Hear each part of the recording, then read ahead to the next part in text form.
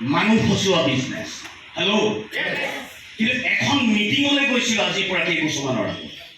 সেই মিটিংখনত গৈ গম পালোঁ নেটৱৰ্ক মাৰ্কেটিং মানুহ ফচুৱা বিজনেছ নহয়, এইটো মানুহক জীৱন দিয়া বিজনেছ। হিৰ বনোৱা ইণ্ডাষ্ট্ৰী হয়, ভিখাৰী কৰড়পতি বনোৱা ইণ্ডাষ্ট্ৰী হয়। আকৌ ইমানটো আপোনাক ক'লো, তেওঁলোকৰ কাৰণে নেটৱৰ্ক মাৰ্কেটিং যি মাটিত থাকি আকাশ চুব।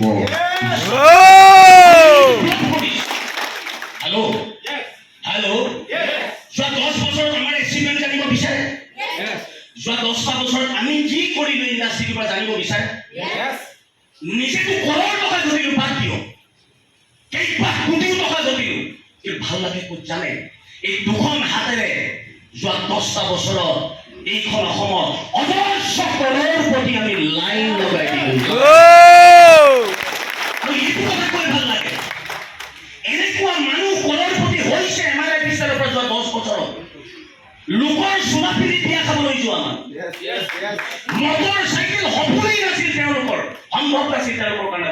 গাড়ী বাৰী ঘৰ বাদ দিয়ক না। হেল্ল', এনেকুৱা লেডিজ মহিলা যোৱা 10 বছৰত এইখন অসমত কৰড়পতি হৈছে। যিগৰাকী মহিলাই ঘৰৰ পৰা ওলাই গৈ আকৌ ঘূৰি আহোঁতে নিজৰ কেঁচুৱা বোলে 10 টকা দামৰ এটা চকলেট আনিবৰ কাৰণে হাজবেণ্ডৰ ওচৰতে হাত পাতিছিল। আজি তেনেকুৱা মহিলাই নিজৰ মেৰেজ ডে গাড়ী কিনি নিষ্ঠাক উপহাৰ দিব পৰা হ'ল। ভাল লাগে নে নালাগে? ভাল লাগে নে নালাগে? কৰড়পতি কৈ আছে 2 লাখ 10, 2 লাখ 10। আমাৰ 2 ইনকাম আছে, মাহে মাহে দিয়া সপ্তাহে সপ্তাহে মাহেকে ইনকামটো বহুত ডাঙৰ, মাহে কৰড় টকাও আপুনি ইনকাম কৰিব পাৰে, কিন্তু সপ্তাহৰ ইনকামটো সৰু।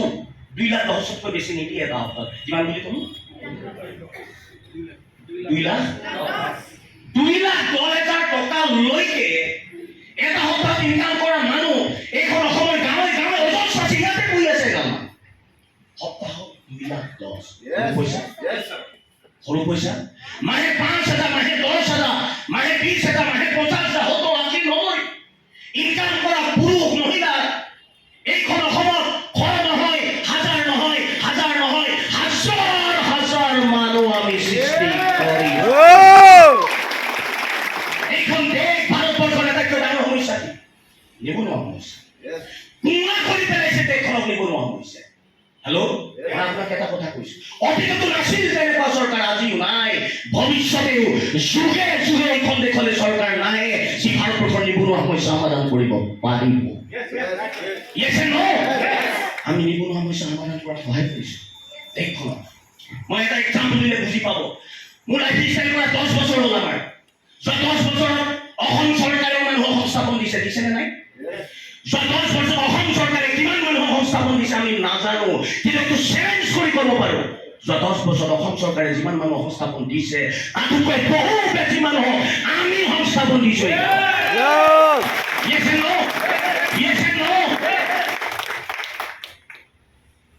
এটা কথা মন কৰক, গাইড শ্বেডিং ইণ্ডাষ্ট্ৰী এনেকুৱা এটা বৈশিষ্ট্য আছে, কিন্তু মানুহ ফচুৱা ইণ্ডাষ্ট্ৰী নহয়। এনেকুৱা এটা বৈশিষ্ট্য আছে, মহান বৈশিষ্ট্য, যিটো পৃথিৱীৰ কোনো ইণ্ডাষ্ট্ৰীৰ লগত নাই। কি বুলি ভাবে আপোনালোকে? আজি গাইড শ্বেডিং ইণ্ডাষ্ট্ৰী এনেকুৱা এটা বৈশিষ্ট্য আছে, ভালকে মন কৰক, তেল চাবোন বিক্ৰী কৰা মানুহ ফচুৱা ইণ্ডাষ্ট্ৰী নহয়।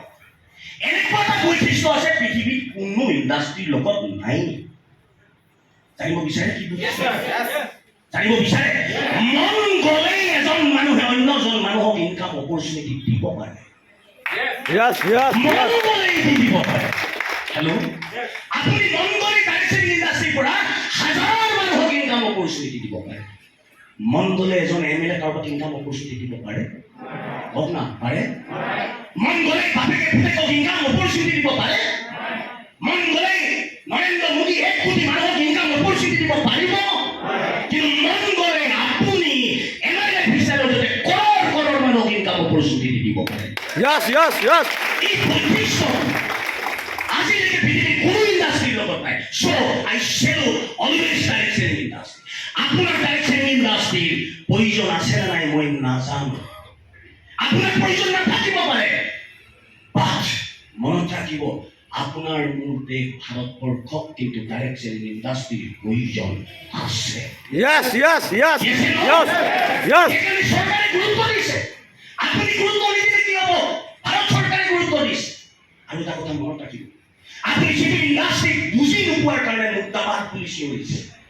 আপুনি কৈছে মুৰ্দাবাদ নেটৱৰ্ক মাৰ্কেটিং, কিন্তু বন্ধুসকল এটা কথা ভালকে জানক না, গুগলত চাৰ্চ কৰকচোন, আপুনি চাওক মুৰ্দাবাদ বুলি কৈছে, সমগ্ৰ বিশ্বই চিঞৰিছে জিন্দাবাদ নেটৱৰ্ক। আপুনি কৈছে মুৰ্দাবাদ, বিশ্বই কৈছে জিন্দাবাদ। হেল্ল', এইবিলাক কথা আগত বুজি পোৱা নাছিল, মিটিং হলত গৈ গম পাইছো। হেল্ল', আৰু এটা কুৱেশ্যন ভালকে শুনক, আনচাৰটো মই দিম, কিন্তু কুৱেশ্যনটো শুনক। পৃথিৱীৰ সকলো দেশে নেটৱৰ্ক মাৰ্কেটিঙক গুৰুত্ব দিছে। আজি বিশ্ব নেটৱৰ্ক মাৰ্কেটিঙৰ বিপ্লৱ নহয় ৰে, মহাবিপ্লৱ ঘোষণা হৈ গ'ল, আপুনি গমেই পোৱা নাই। সকলো দেশে নেটৱৰ্ক মাৰ্কেটিঙক গুৰুত্ব দিছে। যদি কুৱেশ্যন কৰোঁ কোনবিলাক দেশে নেটৱৰ্ক মাৰ্কেটিঙক আটাইতকৈ বেছি গুৰুত্ব দিছে, কোনবিলাকে? আনচাৰ, বিশ্বৰ আটাইতকৈ যিবিলাক আগবঢ়া দেশ, যাক আমি ডেভেলপ কাণ্ট্ৰি বুলি কওঁ, ডেভেলপ কাণ্ট্ৰি বিলাকেই নেটৱৰ্ক মাৰ্কেটিঙক পৃথিৱীত আটাইতকৈ বেছিকে গুৰুত্ব দিছে।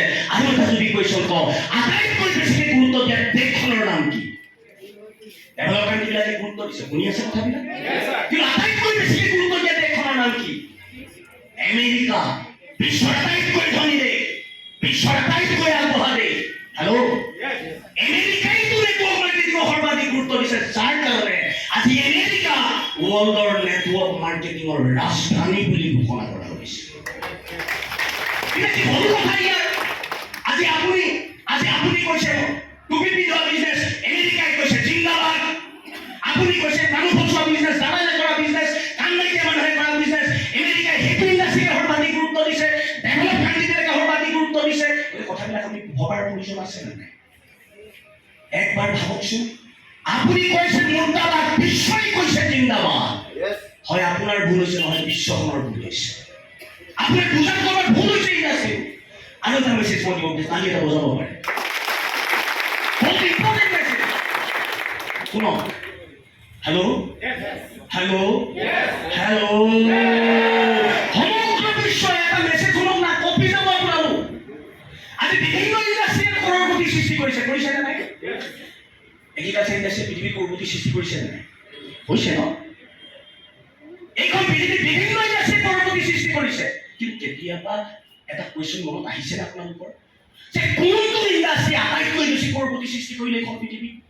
মই কুৱেশ্যনটো মোক বুজি পাইছে নাই? বিভিন্ন ইণ্ডাষ্ট্ৰীয়ে কৰৰপতি সৃষ্টি কৰিছে, অট'মোবাইল ইণ্ডাষ্ট্ৰী, টেলিকম ইণ্ডাষ্ট্ৰী, বিভিন্ন ইণ্ডাষ্ট্ৰীয়ে কৰৰপতি সৃষ্টি কৰিছে, কিন্তু কোনোবা এটা ইণ্ডাষ্ট্ৰীয়ে চবতকৈ বেছি সৃষ্টি কৰিছে। মোৰ কুৱেশ্যন হ'ল, পৃথিৱীত আটাইতকৈ বেছিকে কৰৰপতি সৃষ্টি কৰা ইণ্ডাষ্ট্ৰীটোৰ নাম কি? উত্তৰ, যাক আপুনি মানুহ ফচোৱা বিজনেছ, মানুহ কামোৰা তেল মৰা বিজনেছ বুলি কৈছে, ডাইৰেক্ট চেলিং ইণ্ডাষ্ট্ৰীয়ে এইখন পৃথিৱীত বেছিকে কৰৰপতি সৃষ্টি কৰিছে।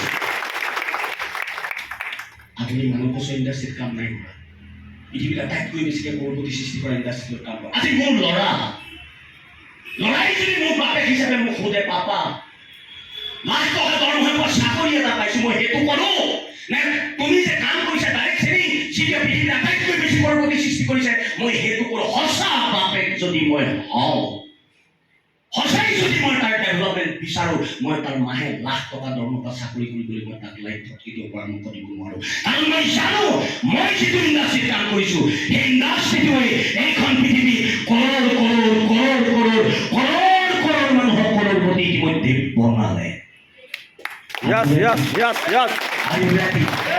আজি আপুনি মই তেল চাবোন বিক্ৰী কৰে ইণ্ডাষ্ট্ৰীত কাম নাই কৰা, আমি পৃথিৱীত আটাইতকৈ বেছিকে কৰৰপতি সৃষ্টি কৰা ইণ্ডাষ্ট্ৰীটো কাম কৰিছো। মই আৰু এটা কথা কৈছো ন, ডাইৰেক্ট চেলিং ইণ্ডাষ্ট্ৰী পৃথিৱীত আটাইতকৈ বেছি কৰৰপতি সৃষ্টি কৰিছে। মই কোৱা কথাবিলাক বিশ্বাস কৰিব, গুগলত চাৰ্চ কৰিব। আজিকালি মানুহে নিজৰ প্ৰফিটৰ কাৰণে মানুহৰ ডিঙি কাটিও খাই পেলাইছে। মই মিছা কথা কৈ দিব পাৰোঁ, কোটি কোটি টকা ঘটিব পাৰোঁ, চব কথা গুগলত চাৰ্চ কৰে। হাৰালিকে কৈ থকা হ'ব, হয়নে নহয়? চাৰ্চ কৰক, আৰু যদি নহয় নেটৱৰ্ক কোম্পানী ফালে মূৰ ঘূৰি নাযাব। আৰু মই কোৱা কথাবিলাক যদি হয়, বিবেচনা কৰাৰ প্ৰয়োজন আছে, আপুনি কোনখন পৃথিৱীত আছে? Hello', hello', hello', are you excited? Are you excited? আজি আপুনি বুজি পোৱা নাই ইণ্ডাষ্ট্ৰীটো কি হৈ আছে। আপোনাৰ দেশৰ Delhi university, Karnataka university, Shoolini university আদি দেশৰ আগবঢ়া ইউনিভাৰ্চিটিবিলাকত ইতিমধ্যে নেটৱৰ্ক মাৰ্কেটিং পাঠ্যক্ৰমৰ অন্তৰ্ভুক্ত হৈছে। আপুনি কৈছে মুৰ্দাবাদ ইউনিভাৰ্চিটি আকৌ পাঠ্যক্ৰমত ভৰাইছে। হয় ইউনিভাৰ্চিটিৰ মাথাটো বেয়া হ'ল নহয় আপোনাৰ মাথাটো বেয়া হৈছে কাৰোবাৰটো গণ্ডগোলটো আছে এখন পৃথিৱী হেল্ল' হয় হয় আপুনি নিজৰ মূৰটো চুবাইছে নহয় ইউনিভাৰ্চিটিৰ ল'ৰাবোৰ মূৰ চুবাব গৈছে কিবা এটাতো হৈছে গোটেই কথাবিলাক হেল্ল' সমগ্ৰ বিশ্বই ডাইৰেকশ্যন ইণ্ডাষ্ট্ৰী গুৰুত্ব দিছে আপুনি গুৰুত্ব দিয়ে নেকি সেইটো আপোনাৰ বিষয় কিন্তু মনত ৰাখিব যিটো ইণ্ডাষ্ট্ৰী সমগ্ৰ বিশ্বই গ্ৰহণ কৰিছে তাক আপুনি দেৰিকে হ'লেও গ্ৰহণ কৰিব লাগিব